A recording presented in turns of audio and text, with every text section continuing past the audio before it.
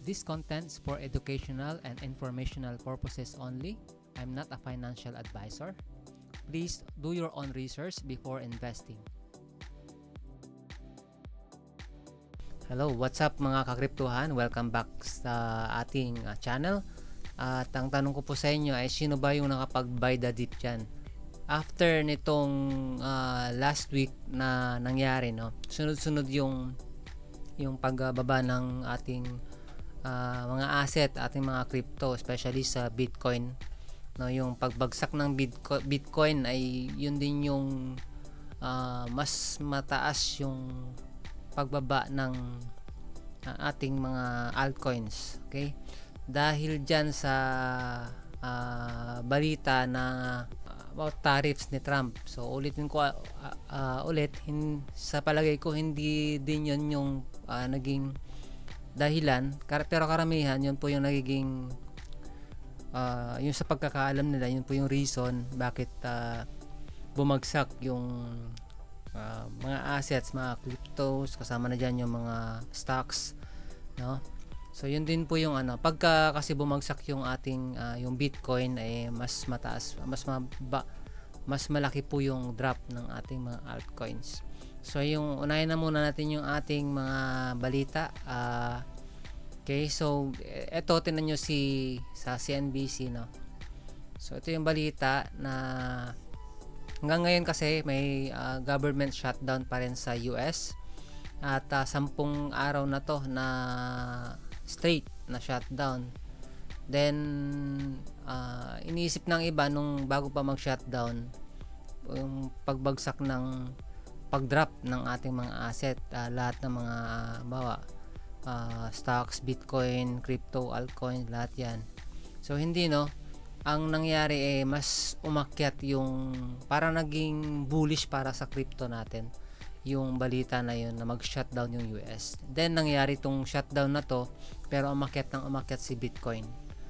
Ang hindi lang natin inasahan kasi nung nagparabolic siya, then parang inuunti-unti niya tayong parang sige pasok ka muna, sige pasok, parang ginawa niya tayong liquidity, no. Pero hindi tayo yung naging liquidity. Actually marami tayong mga retailers na nag-i-invest. Then yung mga institutions kasi o kaya yung mga manipulators, yung mga big whales dyan, sila yung nagmamanipula ng market, no. Then hihikayatin kanyang enter kasi iisipin mo, baka tuloy-tuloy na yung pagtaas nito, sige makapasok na nga, okay 10x parang then bigla kang bababaan yung pagkabili mo, bababaan ka kahit ano pang leverage mo. So yun yung last week kasi ang nangyari, kahit anong leverage ka, 10x, 5x, 3x, kung yung time na yun wala kang stop loss, sunog ka talaga. Kasi kung titignan mo yung pagbaba nung pag-drop nung candle talaga, 50-60%.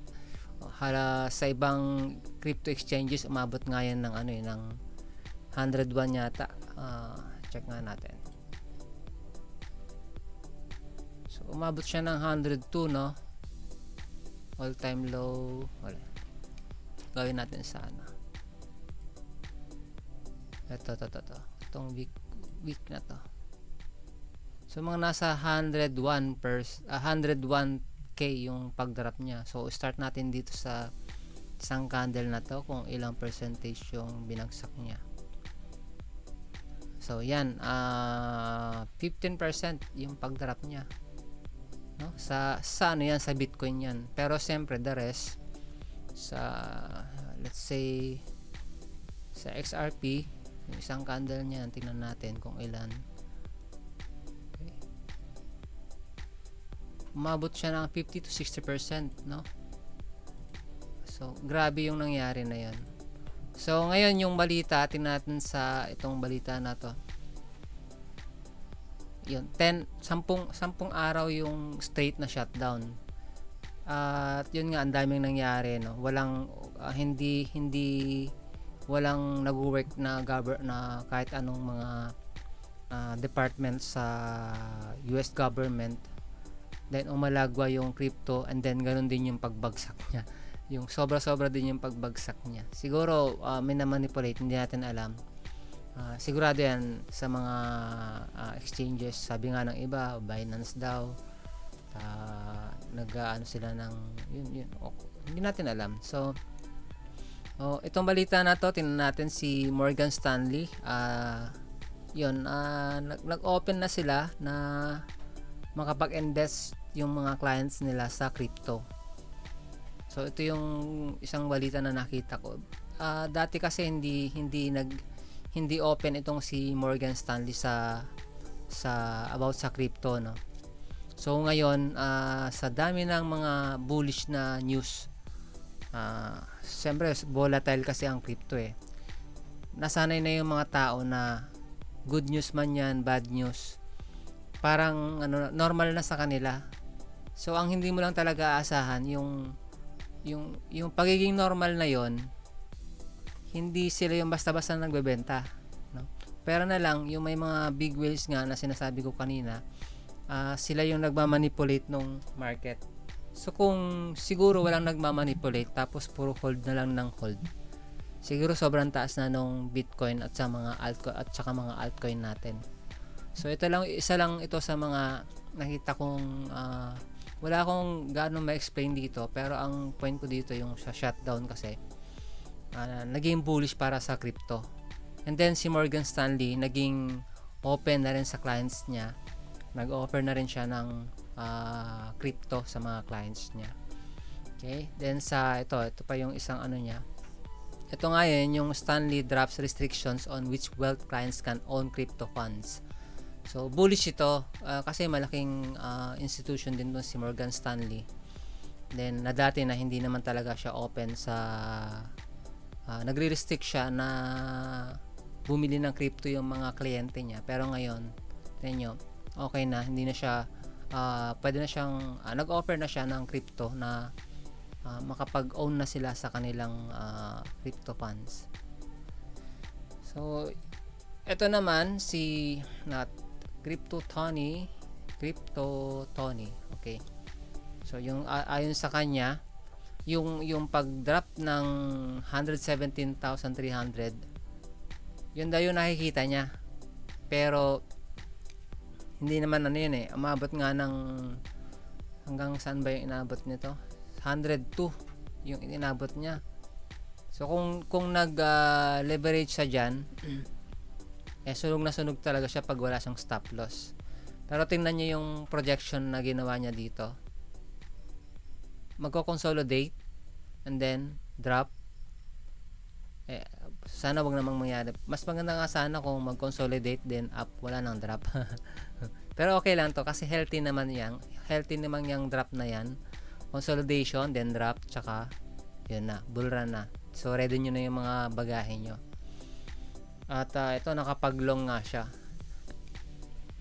Sabi ni CryptoQuant.com, Bitcoin biggest reset, pain today, gain tomorrow. Totoo yan, no? Karamihan kasi ng mga analyst na yung pag-drop nung candle na yon sa Bitcoin o sa mga altcoin, kung titignan nyo siya, napaka-healthy siya, pero sa iba kasi masakit yun para sa iba, lalo yung mga naka-leverage. Pero sa panahon na to, hindi mo kailangan mag-leverage, lalo na't bull market na. Naniniwala pa rin ako na mayroon pa rin bull run itong taon na to hanggang 2026. Position ko last time, konti lang naman na pero masakit pa rin yun dahil hindi ko na-expect yun na pagkagising ko, dahil nga hindi ako nakapag lagay ng stop loss dahil 3x lang yun, then inabot pa rin. So mas ina-advise ko na laging maglagay ng stop loss, no? So yun, healthy yun kasi yun yung start ng uptrend na mangyayari. Kung titingnan natin yung ating chart, madalas nangyayari pagka mayroong ganong correction. Pag angat niya, weekly to angat, talagang umaangat siya. Ayan, no? Wink. then angat siya the next week, then isang correction ng konti, angat ulit. Then yun, babalik na naman siya doon. Parang magko-correct na naman siya. Itong buong chart na to kasi consolidation yan eh. So hindi natin alam kung gagayahin niya tong previous na 1, 2, 3, 4, 5 limang candles niya. So 1 month mahigit yan. So hanggang kailan yan? Sakto hanggang December, no? November, December yan. So hindi ko na-expect na si XRP ay aabutin pa niya ang 10 hanggang pataas itong taon na to. Siguro next year pwede. Pero malay natin. So itong week na to, itong drop na to, may reverse yan. Malamang magre-reverse agad yan. Kasi tinan nyo, pag drop niya, angat agad. So maraming liquidity ang nakuha dito. Yung CME gap niya dito sa gitna. So meron pang extra na idadrop yan kung sakali. Kaya laging mag-iingat dun sa leverage kung check niya yung support. Ito na yung magiging support niyan kung sakali. So bounce back na agad yan pag tinamaan yan. Pero malay natin hindi na siya babalik diyan at itong kanyang pagtaas na to dire-diretso na yan, consolidation then up. Mga ganyan yung pwedeng mangyari, no? So ayan, ito naman kay Igra Crypto, more on tayo, XRP tayo kasi yun, hindi ko naman siya pinopromote, pero ito kasi yung mas nakikita ko na mayroong sa mga big caps, ito yung isa sa mga coins na malaki yung tataas pa niya. Okay, so ito yung nangyari, ito yung pinapakita ni Igra Crypto na bawat dip then angat, then consolidation, angat ulit, then dip ulit, angat. Yon, laki niya, no? Tingnan nyo. Hindi ko kabisado yung EMA 50 EMA na yan, pero yung base sa kanyang pinapakita rito, tingnan nyo naman bawat drop angat yan. Siguro yung the bigger the drop, the bigger yung pag up, diba? Pansin nyo, yung isang candle na pag-drop, siguro mas malaki yung ang isang candle din na pag-angat, then consolidation, then unti-unti siyang umakyat dun sa taas. So yun yung sa tingin ko. So sa ngayon, yung ating Bitcoin ay yan, consolidation pa lang. So sa palagay ko, wait lang.